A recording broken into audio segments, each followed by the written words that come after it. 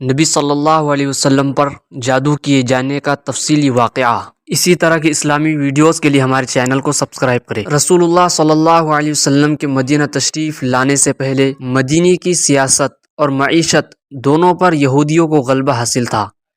سیاست اس لیے کہ مدینے کے دونوں قبیلے اوس اور خزرج کو وہ ہمیشہ آپس میں لڑاتے رہتے تھے اور زیادہ تر ان کے فیصلے یہودیوں کے پاس جاتے تھے۔ معیشت پر انہیں یہ غلبہ حاصل تھا کہ پوری تجارت یہودیوں کے ہاتھ میں تھی۔ مدینے کے لوگ بھی اپنا مال انہی کے مارکیٹ میں بیچتے تھے۔ مدینے کے اصل رہنے والے کھیتی کرتے تھے، اس لیے انہیں قرض کی ضرورت پڑتی تھی۔ یہودی ان کو سود پر قرض دیتے تھے، اور سیرت کی روایات سے معلوم ہوتا ہے کہ بعض اوقات وہ رہن کے طور پر جس شخص کو قرض دیا گیا ہے اس کی عورت تک کا مطالبہ کرتے تھے۔ سیاسی اور معاشی صورتحال کے علاوہ مذہبی اعتبار سے بھی مدینے کے لوگ انہیں اپنے آپ سے بڑا سمجھتے تھے، اس لیے بعض اوقات ماں باپ نظر مانتے تھے کہ اگر میرا بیٹا زندہ رہ گیا تو میں اسے یہودی بنا دوں گا۔ جب رسول اللہ صلی اللہ علیہ وسلم ہجرت کر کے مدینہ تشریف لائے تو ان کی یہ چودراہٹ ختم ہو گئی، اس لیے انہوں نے مسلمانوں کو نقصان پہنچانے کی ہر ممکن کوشش کی، لیکن ان کی یہ کوشش بیکار ہی ہوتی گئی۔ یہودیوں میں شروع ہی سے جادو ٹوٹکے کا رواج رہا ہے، بائبل میں بھی اس کا ذکر آیا ہے۔ اس زمانے میں بنو زریق کا ایک شخص لبید ابن عاصم جادوگر کی حیثیت سے مشہور تھا۔ اگرچہ یہ قبیلہ مدینے والوں کا تھا، لیکن قبیلے کے بعض لوگ یہودی ہو گئے تھے، انہی میں لبید بھی تھا۔ چنانچہ خیبر کے ایک وفد نے لبید سے ملاقات کی اور اس سے خواہش کی کہ وہ رسول اللہ صلی اللہ علیہ وسلم پر جادو کر دے۔ یہ اس وقت کا واقعہ ہے جب صلح حدیبیہ ہو چکی تھی اور اسلام اور مسلمانوں کے خلاف یہودیوں کے سارے سازشیں ناکام ہو چکے تھے۔ ایک یہودی لڑکا حضور صلی اللہ علیہ وسلم کی خدمت میں آتا رہتا تھا۔ کسی طرح سے اس کے ذریعے آپ صلی اللہ علیہ وسلم کی کنگھی کا ایک ٹکڑا اور چند مبارک بال حاصل کر لیے گئے۔ لبید اور اس کی بیٹیوں نے، جو خود بھی اس فن میں ماہر تھی، یعنی وہ بھی جادوگر کا فن جانتی تھی، ان بالوں کے ذریعے آپ صلی اللہ علیہ وسلم پر جادو کیا اور ان چیزوں کو نر کھجور کے خوشے میں رکھ کر بنو زریق کے ایک کنویں میں پتھر سے دبا کر رکھ دیا۔ رسول اللہ صلی اللہ علیہ وسلم پر اس کا اثر پڑنا شروع ہوا، اور یہ اثر بنیادی طور پر دو شکل میں سامنے آیا۔ ایک یہ کہ آپ صلی اللہ علیہ وسلم کو بہت کمزوری ہونے لگی، دوسرے کسی قدر بھول ہونے لگی کہ آپ صلی اللہ علیہ وسلم کسی کام کو کرتے اور بھول جاتے کہ آپ صلی اللہ علیہ وسلم نے اس کام کو کیا ہے، لیکن آپ صلی اللہ علیہ وسلم کے پیغمبرانہ فرائض پر اس جادو کا کوئی اثر نہیں پڑا۔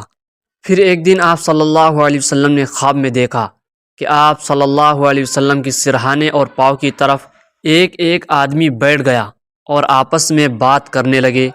ایک نے پوچھا ان کو کیا تکلیف ہے، دوسرے نے کہا ان پر جادو کر دیا گیا ہے۔ پھر ایک نے پوچھا کس نے جادو کیا ہے، دوسرے نے کہا لبید ابن عاصم نے۔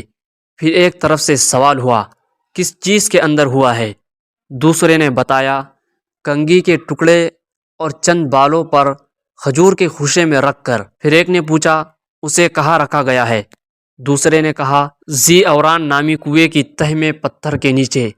پھر ایک نے دریافت کیا اب اس کا کیا علاج ہے، دوسرے نے بتایا کنویں کا پانی خالی کر دیا جائے اور پتھر کے نیچے دبی ہوئی چیزوں کو نکال لیا جائے۔ آپ صلی اللہ علیہ وسلم نے نیند سے بیدار ہونے کے بعد حضرت علی، حضرت عمار اور حضرت زبیر رضی اللہ تعالی عنہم کو وہاں بھیجا، اور آپ خود بھی تشریف لے گئے۔ پہلے کنویں کا پانی صاف کر دیا گیا، پھر وہ پتھر ملا، اسے اٹھایا گیا تو نیچے سے وہ غلاف ملا، غلاف کھولا گیا تو اس میں کنگھی کا ایک ٹکڑا اور تانت میں بندھے ہوئے چند بال تھے، اور اس تانت میں 11 گرہیں لگی ہوئی تھی۔ اسی وقت حضرت جبرائیل علیہ السلام سورہ فلق اور سورہ ناس لے کر نازل ہوئے، اور عرض کیا آپ صلی اللہ علیہ وسلم ایک ایک آیت پڑھتے جائے، ایک ایک گرہ کھولتے جائے اور ایک ایک سوئی نکالتے جائے۔ اس طرح 11 گرہیں کھل گئی اور جادو کا اثر ختم ہو گیا۔ صحابہ چاہتے تھے کہ لبید کا سر کاٹ دیا جائے، لیکن آپ صلی اللہ علیہ وسلم نے منع کر دیا اور فرمایا کہ اللہ تعالیٰ نے مجھے شفا عطا فرما دی، یہ کافی ہے، میں نہیں چاہتا کہ فتنے کی کوئی آگ بھڑکے۔ یہ قصہ صحیح البخاری کتاب الطب حدیث نمبر 433 کے اندر موجود ہے۔ اس واقعے کے پس منظر میں چند باتیں پیش نظر رکھنی چاہیے۔ سب سے پہلے اس سے ثابت ہوا کہ جادو کا بھی اثر ہوتا ہے۔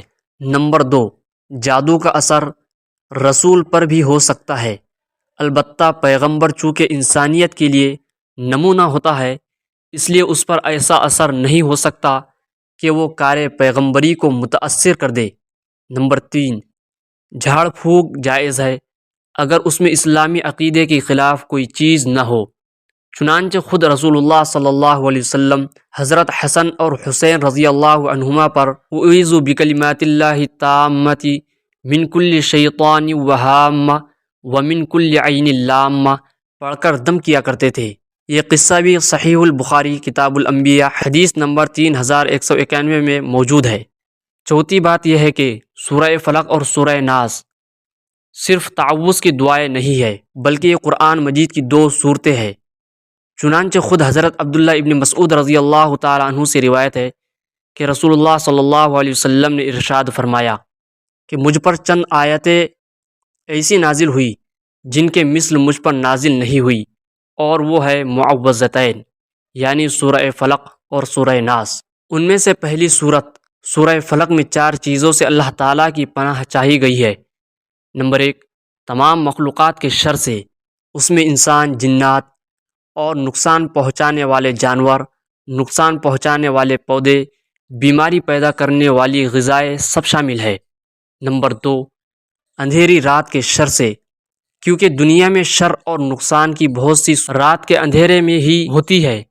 چور اچکے، ڈاکے ڈالنے والے، قتل کرنے والے، درندے جانور، سانپ بچھو وغیرہ رات ہی میں اپنے کام کو انجام دیتے ہیں۔ زیادہ تر رات ہی کے وقت شباب اور شراب کی محفلیں جمتی ہے اور پاک دامن عورتوں کی عصمت و آبرو نیلام کی جاتی ہے۔ نمبر 3، گرہوں میں پھونک مارنے والی عورتوں کے شر سے، سورہ فلق کے اندر پناہ چاہی گئی ہے، یعنی جادوگرنیوں کے شر سے، چونکہ زیادہ تر جادو کا عمل عورتوں کے ذریعے ہوتا ہے، اس لیے خاص طور پر ان کا ذکر کیا گیا۔ نمبر 4، حسد کرنے والوں کے شر سے، حسد سے مراد یہ ہے کہ انسان کسی کے نعمت کو دیکھ کر جلے اور تمنا کرے کہ اس کی یہ نعمت ختم ہو جائے۔ صرف اس تمنا سے تو انسان کو نقصان نہیں پہنچتا، لیکن کبھی کبھی یہ حسد اتنا بڑھ جاتا ہے کہ حسد کرنے والا عملی قدم اٹھا بیٹھتا ہے، اس لیے اس سے پناہ چاہی گئی ہے۔ اس لیے ہر شخص سورہ ناس اور سورہ فلق کو پڑھتے رہنا چاہیے، اس لیے کہ یہ نبی صلی اللہ علیہ وسلم کے جادو کے توڑنے کے وقت نازل ہوئی ہے۔ ہم نے آپ کو یہ واقعہ صحیح بخاری کے حوالے سے بیان کیا ہے۔ اس واقعے سے آپ کے علم میں ضرور اضافہ ہوا ہوگا۔ کمنٹ میں اپنے رائے کا اظہار ضرور کریں، اور کوئی سوال ہو تو کمنٹ باکس میں ضرور لکھیں۔ ویڈیو کو لائک اور دوستوں کے ساتھ زیادہ سے زیادہ شیئر کریں، اور اسی طرح کی اسلامک ویڈیوز دیکھنے کے لیے ہمارے چینل کو سبسکرائب کریں۔